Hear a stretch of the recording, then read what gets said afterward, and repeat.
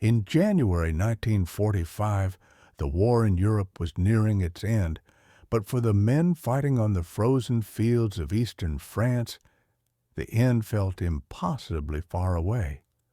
Snow covered the ground, the trees stood bare and lifeless, and the air carried a silence that never lasted long. In this place, near a small village called Holtzwihr, American soldiers of the 3rd Infantry Division prepared themselves for yet another German counterattack. They were tired, cold, and stretched thin. What none of them could know was that in the next few hours, one man would stand alone against an enemy force and carve his name permanently into American history. Audie Murphy was not an imposing figure. He was small, lean, and young, barely in his 20s. To an outsider, he might have looked like a boy pretending to be a soldier. But by January of 1945, Murphy was already a hardened combat veteran. He had fought through Sicily, Salerno, Anzio, and southern France. He had watched friends die, had been wounded before, and had learned the brutal rhythm of modern warfare. War had stripped away any illusions he once had. What remained was discipline, instinct, and a quiet determination that would soon be tested beyond anything imaginable. The American line near Holtzwihr was fragile. German forces, though weakened, were still capable of sudden and violent counterattacks. Intelligence reports warned of enemy armor and infantry moving through the area, probing for weaknesses. Murphy's unit was assigned to hold a defensive position near a forest line overlooking open ground. They were outnumbered, and they knew it. Still, orders were orders. Retreat was not an option unless absolutely necessary. As the morning progressed, the distant rumble of engines began to cut through the cold air. German tanks and infantry were advancing. The attack came swiftly and with terrifying force. Artillery shells slammed into the snow-covered ground, throwing dirt, ice, and debris into the air. Machine gun fire ripped through the trees. The German assault was coordinated, aggressive, and relentless. American positions began to buckle under the pressure. Murphy quickly realized the situation was deteriorating. Enemy tanks were pushing forward, infantry fanning out to flank the American positions. His men were taking casualties. The line was collapsing. One by one, soldiers were forced to fall back, retreating to avoid being completely overrun. Murphy ordered his men to withdraw to safer ground. It was a painful decision, but a necessary one. Someone had to stay behind to slow the German advance. Murphy stayed. Nearby, an American M10 tank destroyer had been hit. Flames engulfed the vehicle, black smoke pouring into the winter sky. Ammunition inside the tank threatened to explode at any moment. To most soldiers, the burning tank was something to avoid at all costs. To Audie Murphy, it became a last stand. Already wounded in the leg, bleeding and exhausted, Murphy climbed onto the burning tank destroyer. The heat was intense. Smoke choked the air.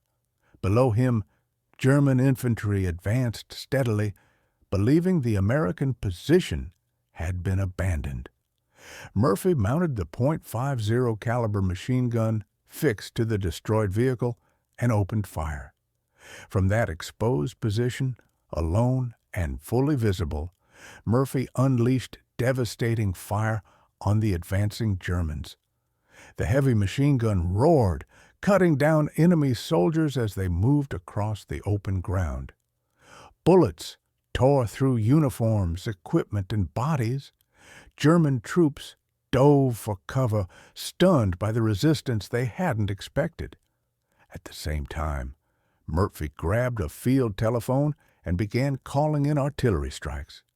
Calmly, precisely, he directed American artillery onto the advancing German forces. Explosions tore through the enemy ranks. Tanks halted. Infantry scattered. The battlefield became chaos. For over an hour, Audie Murphy held that position alone. Enemy fire raked the tank destroyer. Bullets cracked past him. Shrapnel cut into the metal around him.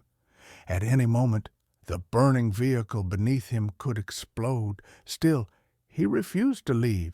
His leg wound worsened, blood soaking into the snow. The cold numbed his body, but his focus never wavered. He continued firing. He continued calling in artillery. He continued fighting.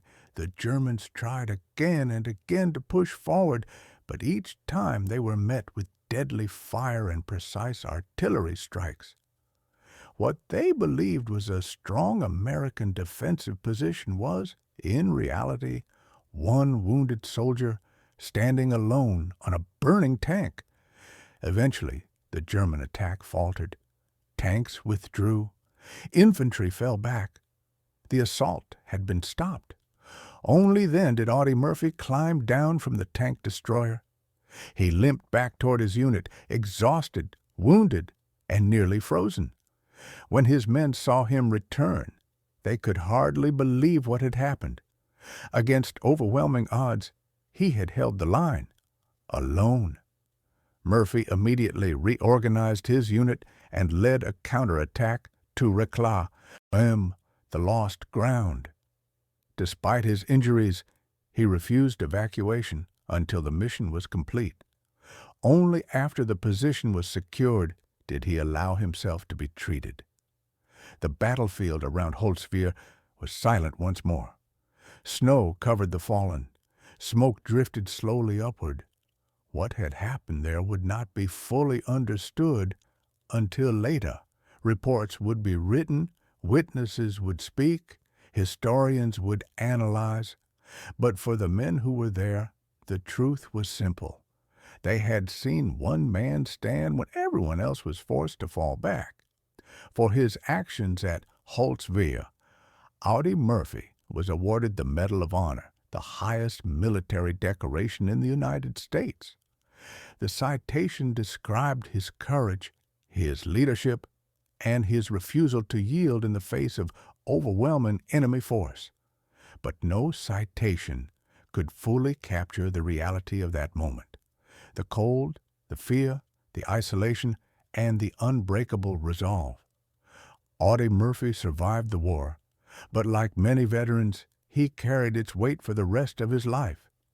He became a symbol of American courage, not because he was fearless, but because he acted despite fear. He was not invincible. He was human, and that is what makes his stand at Holtzwihr so powerful. This was not a battle won by numbers or technology.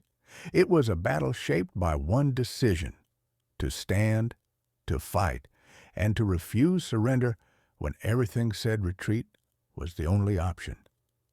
In the frozen fields of France, Audie Murphy proved that the strength of an army is not measured only by its size, but by the courage of those willing to hold the line when it matters most. And that is why, decades later, his name is still remembered, not as a legend, but as a soldier who stood alone so others could live.